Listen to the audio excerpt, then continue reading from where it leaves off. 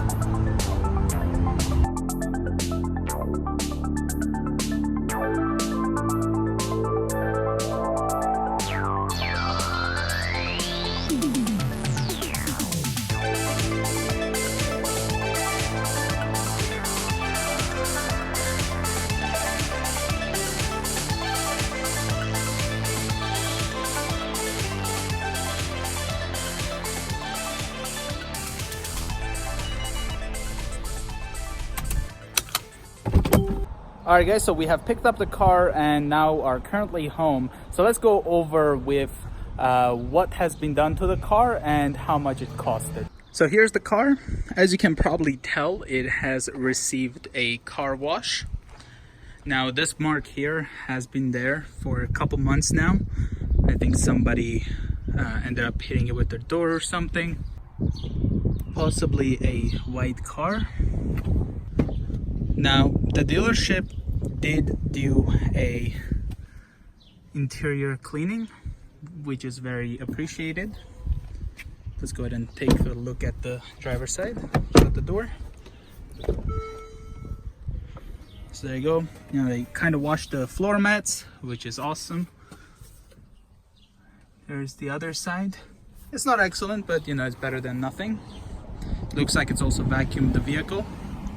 Now looking carefully, we can see what has been done to the car. They did rotate the tires, performed a minor service including changing the engine oil and filter, topped up the washer fluid, checked and corrected fluid levels under the hood. They did end up measuring the brakes, so it seems like the front is at 9mm, which is equivalent to 60% remaining, and the rear is at 9mm, which is 66% remaining. They ended up correcting the tire pressures to spec, and it looks like the tires in the front are 4.4mm remaining, and the rear is 4.3mm remaining. They also replaced their remote key battery. So the strange part is, I guess we should have taken both keys so that both batteries were replaced because only one key was replaced. Reset maintenance counter as well. So now let's go ahead and take a look how much she ended up paying for the service. But there were two options that she could pick from. Now, of course, these prices can probably change, but this is what it was today. The Service A is obviously what has been done to the car, and that was $465.